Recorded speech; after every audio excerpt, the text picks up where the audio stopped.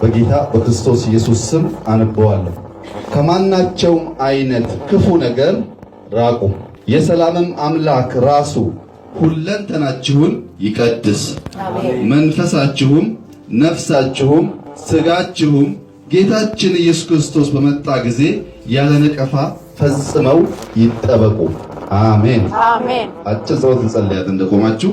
አባታችንና አምላካችን የሆንክ የሠራዊት ጌታ እግዚአብሔር ሆይ ሞተ ያልቀረኸው የተነሳኸው ኢየሱስ ሃሌሉያ፣ ቁስልህ፣ ደምህ፣ ላብህ፣ ጨርቅህ ሳይቀር የፈወሰው ኢየሱስ ድንቅ የሆንክ አምላክ ናና አስተምረን።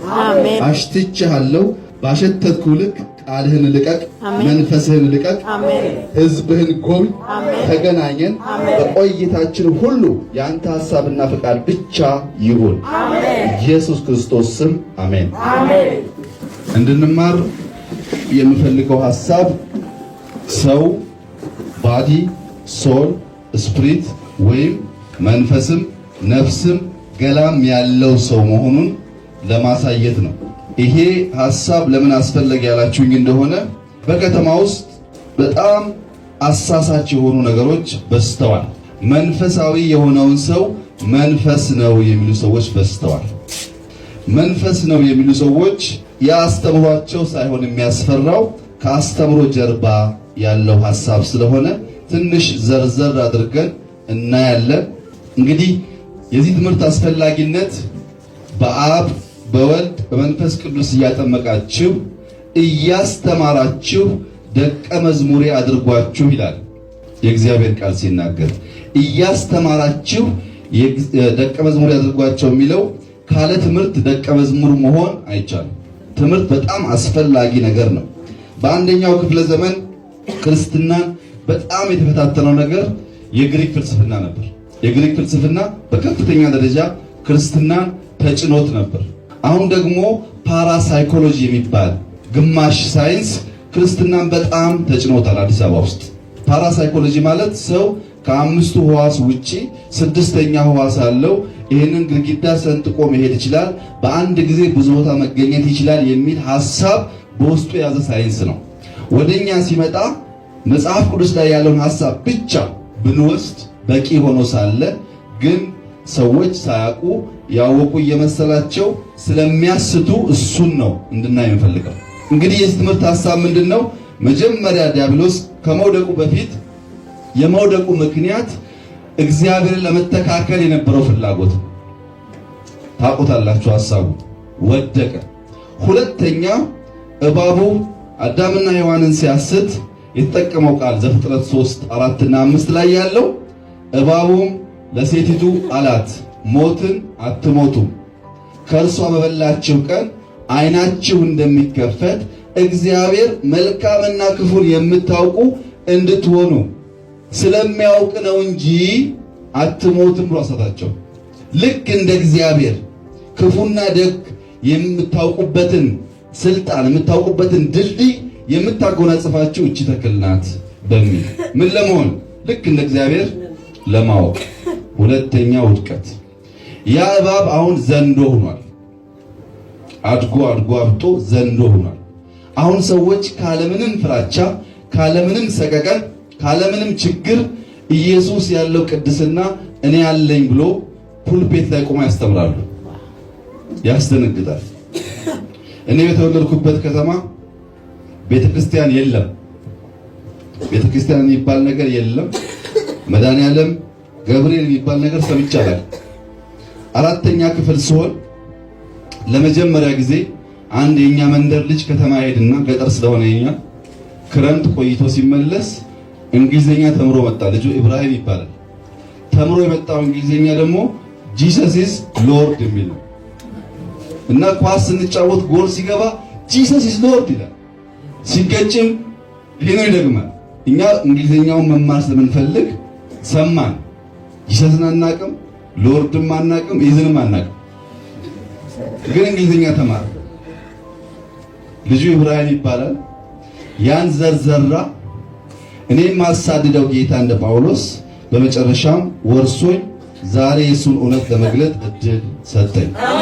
ይሄ ልጅ ከጥቂት ዓመታት በፊት በጣም ታሞ አገር ቤት ሲሄድ አገኘሁትና ይዤው መጣሁ ላሳክመው። አሳክሜው ዘመድ ስላልሆነ ብዙ ሰዎች ገረማቸው። እንዴት ነው እንዲህ ልታሳክመው የቻልከው አሉኝ። ልጁ HIV ተይዞ ግን በሽታውን ሳያውቅ ረጅም ጊዜ ተጎድቶ ነበር። እዚህ መጥቶ ተመርምሮ መድኃኒት ወስዶ ተሽሎት ስመልሰው ለምን ወሰድከው አሉኝ።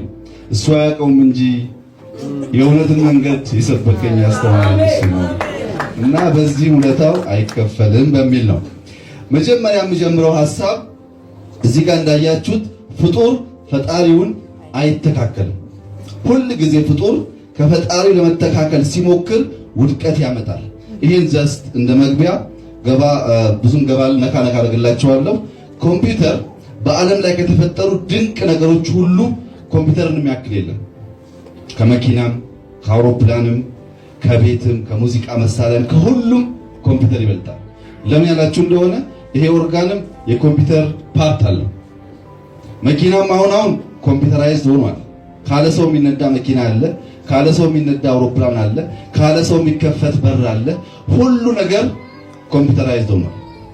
ያ ብቻ ሳይሆን በሶሻል ሚዲያ ያለው እድገት ክርስትናና እስልምና ላለፉት አንደኛው 2000 አንደኛው ሺህ ከምናምን ዓመታት በብዙ ሀብት በብዙ አደረጃጀት ዓለም ላይ ሁሉ ሲሰብኩ እስካሁን መድረስ የቻሉት 2 ቢሊዮን ህዝብ ብቻ። ሶሻል ሚዲያ ግን በ8 ዓመት 2.8 ቢሊዮን ህዝብ ደርሷል። በ8 ዓመት ክርስትና በሺህ ዓመት 1 ቢሊዮን የደረሰው ያውም በጣም ብዙ ቸርች ብዙ ሀብት ፈሶ ሲያበቃ ስፋቱ ግን ከኮምፒውተር ጋር እኩል መሆን አልቻለም። ይሄ ኮምፒውተር ግን አፈጣጠሩን ስንመለከት 3 ፓርት አለው። ብዙ አልነካላችሁም እንዳትቸገሩ። ኮምፒውተር ሃርድዌር፣ ሶፍትዌር እና ዳታ የሚባል ፓርት አለው። ሃርድዌር ማለት ይሄኛው የምናየው ቀፎ ነገር ነው። ሶፍትዌር ደግሞ ውስጡ ያለው አፕሊኬሽን ነው። ዳታ የሚባለው ኮምፒውተር ቁጥር እንጂ ኤቢሲዲ አያውቅም፣ አይገባውም። ኤቢሲዲ ቁጥር ብቻ ነው የሚያውቀው፣ 0 እና 1 ብቻ ነው የሚያውቀው። እሱን የሚተረጉመው ደግሞ ዳታ ይባላል። ነምበሩን ወደ ባይነሪ ወደ ዳታ የሚቀይረው ማለት ነው። 3 ፓርት አለው። እሱን ብቻ ያዙልኝ፣ ሃርድዌር፣ ሶፍትዌር እና ዳታ። ሃርድዌር እንደገና 3 ፓርት አለው። ራሱ ሃርድዌር ኢንፑት የምንለው ዳታ የምናስገባበት ፓርት አለው። አውትፑት የምንለው የምናይበት ፓርት አለው። ደግሞ ስቶሬጅ አለው፣ ሚሞሪ አለው። 3 ፓርት አለው። እንደገና ሶፍትዌርም 3 ፓርት አለው። ባዮስ የሚባለው መጀመሪያ ኮምፒውተር ስንገዛ ያለው ኮድ በጣም ትንሽ ኮድ ሲሆን ቀጥሎ ኦፕሬቲንግ ሲስተም፣ ቀጥሎ አፕሊኬሽን የሚባል 3 ፓርት አለው። እሱ አላበዛባችሁም። ይሄ ዳታም እንዲሁ 3 ፓርት አለው። ቴክስት፣ ነምበር እና መልቲሚዲያ ይባላል። ይሄ ኮምፒውተር 3 ፓርት ከመያዙ በላይ አንዳንድ ምሳሌዎች ለማየት ይሄኛው መነጽር አውግመንት ይባላል። የዚህ መነጽር ዓላማ ወደፊት ይሄ ሲስፋፋ እንደዚህ አይነት ፕሮጀክተር አያስፈልግም። መነጽሩን ብቻ አድርጋችሁ በሰማይ ላይ በአየር ላይ ይሄንን ምስል ማየት ይቻላል። ምንም አይነት ባክግራውንድ ሳይኖር በዚሁ ሰማይ ላይ ማየት የሚያስችል በ3D አንድን ሐሳብ መግለጽ የሚችል መነጽር ነው። እዚህ ጋር ደግሞ የምትመለከቱት የምትበረዋ ነገር UAV ትባላለች፣ ወይም ሰው አልባ አውሮፕላን ትባላለች። እቺ ሰው አልባ አውሮፕላን በወታደራዊ ሳይንስ ብዙ ትርጉም ነው ያላት። እዛ ውስጥ አልገባም። ግን ዓላማዋ ከዚህ ቀደም አንድ ሀገር ጠንካራ የሚያሰኛት ብዙ መድፍ ብዙ ሚሳኤል ያላት እንደሆነ ነው። አሁን ግን UAV ካላት ለምሳሌ በዚህ መስኮት ቀዳዳ ንብ የምታክል UAV ገብታ እኛን ቪዲዮ ማንሳት ትችላለች፣ መቅረጽ ትችላለች፣ ሁሉ ፎቶ ማንሳት ትችላለች፣ አስፈላጊ ከሆነም መግደል ትችላለች። አንድ ሰው ካለበት ሆኖ ሪሞትሊ ኮንትሮል አድርጓት ሊልካት ይችላል። እና ይሄ የእድገት ጥግ የሆነ ነገር የፈጠረው ኮምፒውተር ነው። ሮቦት ስፔስ ላይ ወጥቶ በጣም በርካታ ስራ ይሰራል። እዛ ውስጥ አልገባም። ላነሳላችሁ የምፈልገው ግን ስለዚህ አሲሞ የሚባል ሮቦት ነው።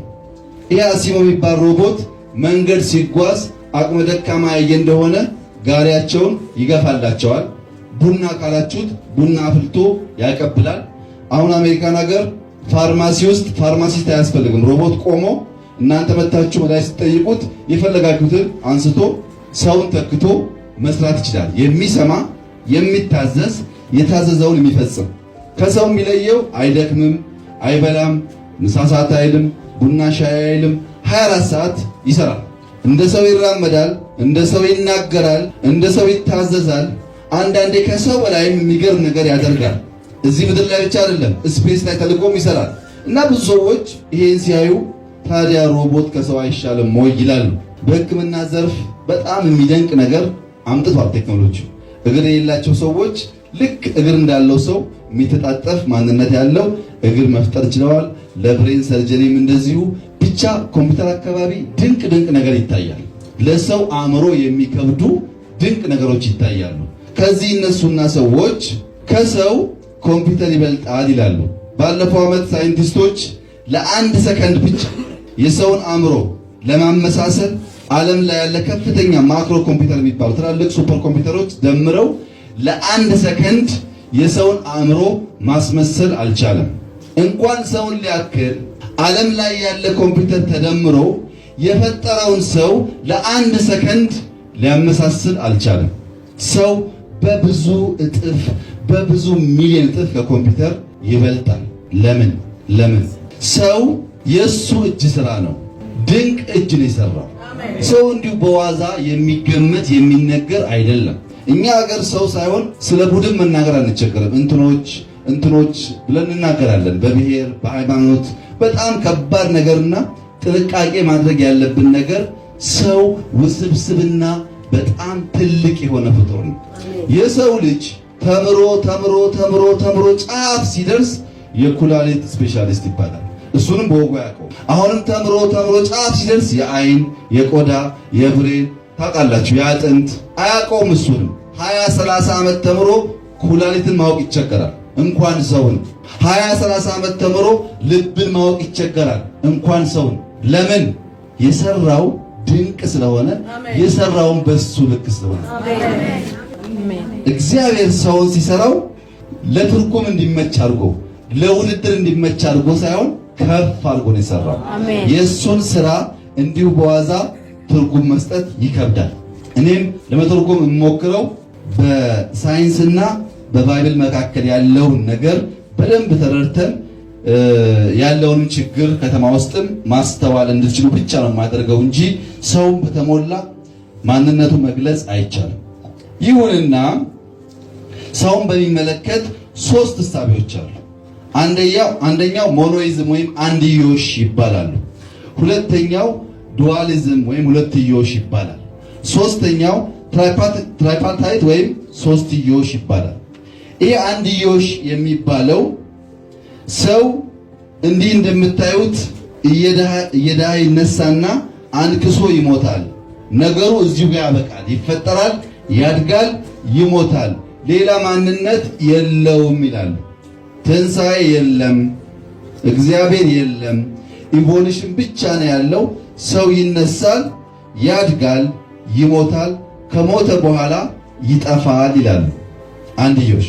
እነዚህን በመጽሐፍ ቅዱስ ስናያቸው አንደኛ ቆሮንቶስ 15:16 ላይ ሙታን የማይነሱ ከሆነ ክርስቶስ አልተነሳም ይላል ጳውሎስ።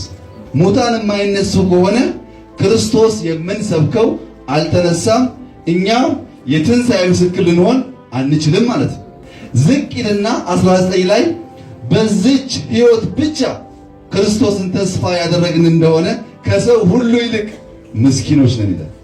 ተስፋችን አንድ ቀን ሙሽራው ሲመጣ ትንሣኤ እንደሚሆንልን አስበን እንጂ ለዚህ ምድር ጸጋና በረከትማ ቢሆን ትርጉም አልነበረው። ተስፋችን ሲመጣ ሙሽራው ሲመጣ ትንሣኤውንና ቅድም ተባለው ከቀኙ እንቆማለን ነው የሁላችን ተስፋ። ይሄ እውነት ነው ወይ ያላችሁኝ እንደሆነ ከእውነት በላይ ነው።